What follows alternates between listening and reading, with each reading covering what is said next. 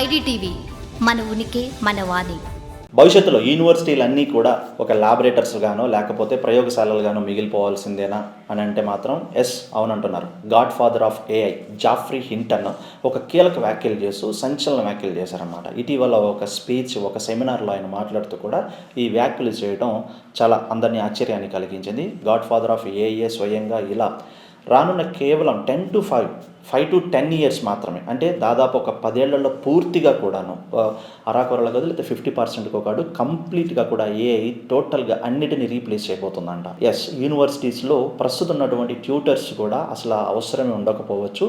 వాళ్ళు కంప్లీట్లీ నిల్ అయ్యే పరిస్థితి ఉంటుంది. యూనివర్సిటీస్ అన్నీ కూడా క్లోజ్ చేసుకొని వాటిని వేరే ఎక్స్పెరిమెంట్స్కో లేకపోతే కనుక ల్యాబొరేటరీస్కో కానీ లేకపోతే కనుక ప్రయోగశాలలు అంటే పెద్ద పెద్ద సైంటిస్టులకి కోసమో వాటిని కేటాయించడం తప్ప ఏమి ఇంకా ఎడ్యుకేషనల్గా కూడా ఏఐ అనేది కంప్లీట్ రానున్న 5 to 10 yearsలో ఒక చేంజ్ ఓవర్ చేయబోతోంది కంప్లీట్ ఎడ్యుకేషన్ సిస్టమ్. ఇప్పటి వరకు కూడా ఐటీ రంగంలోనో బ్యాంకింగ్ సెక్టార్స్లోనో లేకపోతే సమ్ ఇన్ఫ్రాస్లోనో లేకపోతే సమ్ ఇంకొక బిజినెస్లోనో మెడికలైజ్లోనో మనం ఈ ఏఐ ప్రభావం ఎంత ఉంది, ఏఐ ప్రభావం వల్ల అటు మెడికల్ ఇటు ఐటీ అటు బిజినెస్ ఎంతగా కూడా కొలాప్స్ అవుతున్నాయో అటు చెప్పాలంటే మాత్రం ఆర్థిక వ్యవస్థలు కూడా కుప్పకూలిపోయిన పరిస్థితి ఉంది. ఏఐతో ఎంత ప్రభావం ఉందో ఇప్పటికే ఒక దశల వారీగా step by step stage wise చూస్తూ వచ్చాం. కానీ మన ఓల్డ్ ఎడ్యుకేషన్ ఏదైతే ఉందో అసలు ఎడ్యుకేషన్ సిస్టమే ఈ ప్రపంచంలో ఏ కంట్రీ అయినా సరే ఏ ప్రాంతం అయినా సరే ఎడ్యుకేషన్ సిస్టమ్ మారిపోతుంది. ఏ కంట్రీలో యూనివర్సిటీస్ కూడా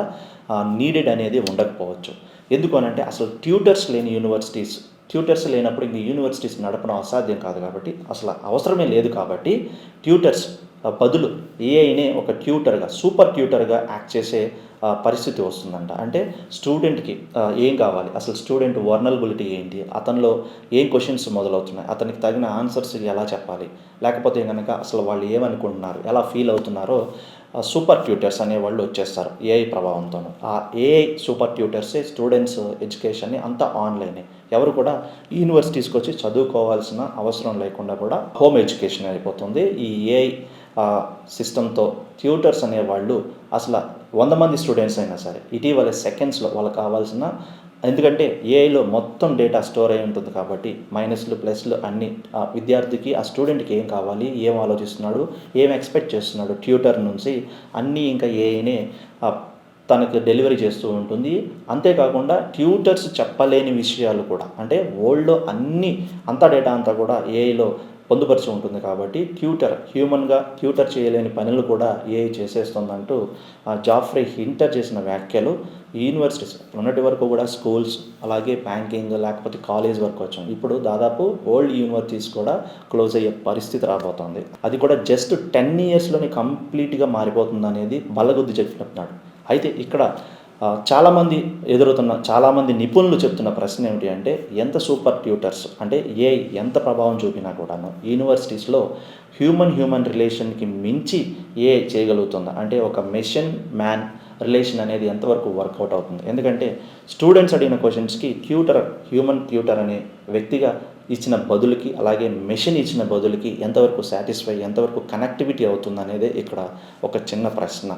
హ్యూమన్ రిలేషన్స్లో ఎదురయ్యే చాలా సవాళ్ళకు గాను లేకపోతే వాళ్ళ మనోభావాలకు గాను లేకపోతే అక్కడ ఒక రిలేషన్ అనేది మైండ్ అండ్ హార్ట్తో కనెక్టివిటీ ఉంటుంది. కానీ ఇక్కడ మెషిన్ అక్కడ మ్యాన్, అక్కడ హార్ట్ అండ్ మైండ్ అనేది మనిషి భావజాలాలతోనో లేకపోతే కనుక స్పందనతోనో కనెక్ట్ అవ్వదు.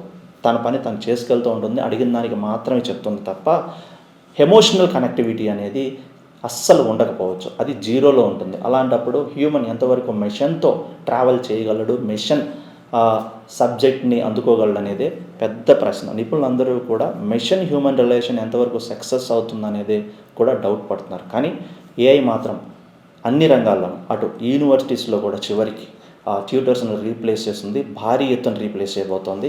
యూనివర్సిటీస్ అన్నీ కూడా ఇక భవిష్యత్తులో అవసరం ఉండకపోవచ్చు అనేది ఆయన చేసినటువంటి ఒక పెద్ద వ్యాఖ్య.